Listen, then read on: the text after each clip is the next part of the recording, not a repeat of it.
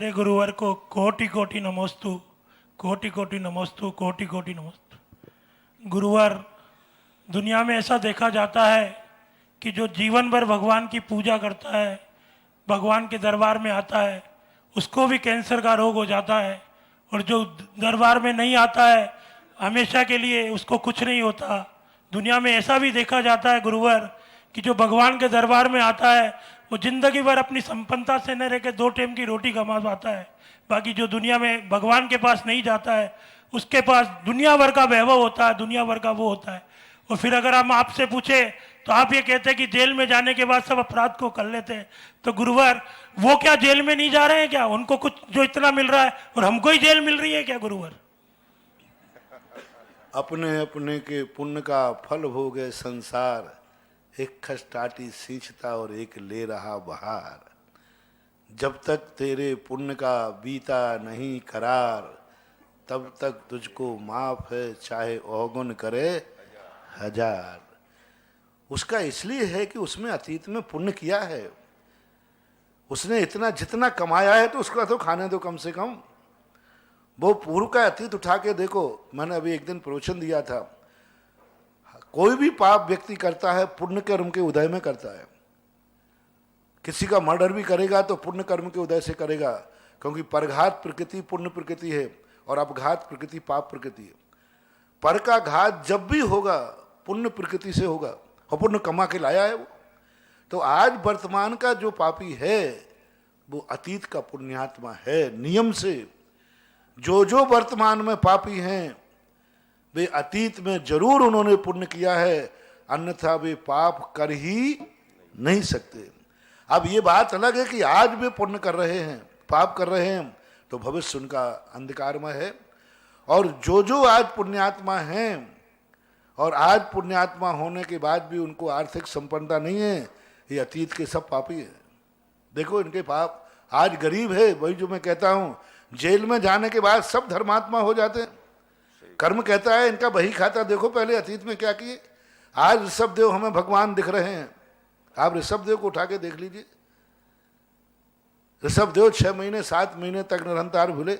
आज अपन को लग रहा है कि देखो इतने धर्मात्मा होकर, तीर्थंकर होकर के भी देखो इनके कैसे कर्म का। अतीत का उठाओ, जब कितने क्रोध भाव से उस बैल को भूखा प्यासा बांध दिया था। आज हमें लगता है कि महाराज को 500 मुनियों को घानी में पेला जा रहा है। देखो क्या अन्याय हो रहा है। इतने धर्मात्मा सब भावलिंगी संत थे, सारे मुनिराज भावलिंगी संत थे और इतने धर्मात्मा तपस्वी थे। सारी दुनिया त्राही त्राही कर रही, अन्याय है, काय का दुनिया कर्म है। इतने बड़े धर्मात्मा को घानी में पेला जा रहा है। देखो इतने बड़े धर्मात्मा है, गलत हो रहा है। कर्म कहता है अतीत उठा के देखो, जब दौड़ते हुए हिरण को राजा ने मारा था, वो तड़प रहा था, उसके प्राण निकल रहे थे और ये 500 तालियां बजा रहे थे, वाह मजा आ गया मजा आ गया। उस समय देखो, और वो रो रहा था, उसको तीर लग रहा था, उसके शरीर में वेदना हो रही थी, तड़प रहा था, चीख रहा था, और ये लोग हंस रहे थे। उस समय का फोटो देखो। जब कोई अपन को तीर लग रहा हो, बहुत वेदना हो, और कोई हंस रहा हो, कैसा लगता है? तो यही स्थिति बनती है। 500 मुनि आज धर्मात्मा बन गए। अतीत उठा के देखो। आज अपन को लगता है कि ये सब धर्मात्मा हैं। अतीत के कर्मों की जब बलिहारी देखते हैं तो बहुत गुस्सा आता है। एक व्यक्ति, एक बड़ा आदमी बच्चे को मार रहा था। लोग आ गए वहां, बोले इसको क्यों मार रहे हो तुम? तुम्हें शर्म नहीं आती? इतने बड़े होकर इतने छोटे को मार रहे हो। और लोगों ने उस व्यक्ति को धक्का दे दिया और वो बच्चा था, वो छूट के भाग गया। और सब, तुम्हें शर्म नहीं आती? इतने बड़े होकर बच्चे को मार रहे हो। बोले भाई सुनो तो। बोले क्या सुनना साहब? इतना बच्चे को। बोले सुनो तो साहब, ये जेब काट है, जेब काट रहा। तो अब लोग, अरे पकड़ो पकड़ो, फिर उसको पकड़ो। अब क्या खाक पकड़ो? तो हमें ऐसा लगता है कि छोटा होने से पिट रहा है, पता नहीं उसके अंदर कौन सी खोट बनी हुई है, पूरी जानकारी है। तो जितने आज वर्तमान में धर्मात्मा दिखते हैं और जिनके पास जिस की कमी है, उसमें अतीत का उठा के देखो, सब कुछ स्पष्ट हो जाएगा। और इतना गुस्सा आएगा कि ये तो सजा कम है, ये बहुत सजा कम है। इतनी बड़ी धर्मात्मा थी अंजना, तमनंजय का इतिहास पढ़ो।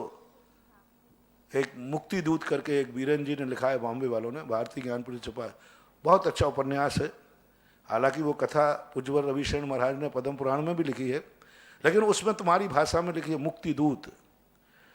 और उसको पढ़ो, कितनी बड़ी वेदना, कितनी बड़ी धर्मात्मा थी, कहीं दूर दूर तक गलती नहीं थी अंजना की। बड़ा तरस आया, बड़ा दया आती, बड़ा गुस्सा आता है उस पर, पवनंजय आदि पर, कि देखो कितनी बड़ी।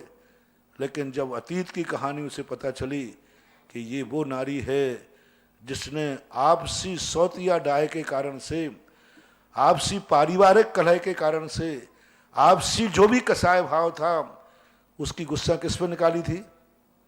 जिनेंद्र भगवान की मूर्ति पर, और मूर्ति को कुएं आदि में छुपा दिया था।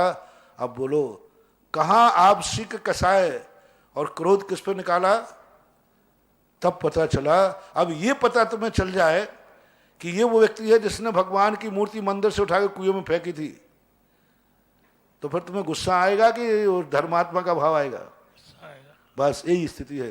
अंजना को जब ये पता चला, अंजना भी बहुत दुखी थी इस बात से कि मुझे किस पाप कर्म का फल मिल रहा, मैंने क्या किया है, मैंने तो कोई गलती की नहीं। जब अवध ज्ञानी मुनिराज से पता चला, तब अंजना ने ये कहा, ओहो, इतने सस्ते में मेरी इतना बड़ा मैंने पाप किया, ये 22 वर्ष में कैसे निपट गया? ये पाप की सजा तो मुझे 22 सागर की मिलना चाहिए थी। अंजना कहती है, मेरी सजा कम किसने की, मुझे तो छठवां नरक मिलना चाहिए था। मैंने इतना अपराध किया जिनेंद्र देव की मूर्ति के साथ, तो मुझे सजा और मिलना चाहिए थी। 22 वर्ष तो बहुत कम सजा है। इसलिए हमेशा जे कर्म पूरब किए हैं खोटे, आगे बोलो ना, तो सहे क्यों नहीं जी रहा। कर्म, बिना कर्म के कोई फल मिलता नहीं।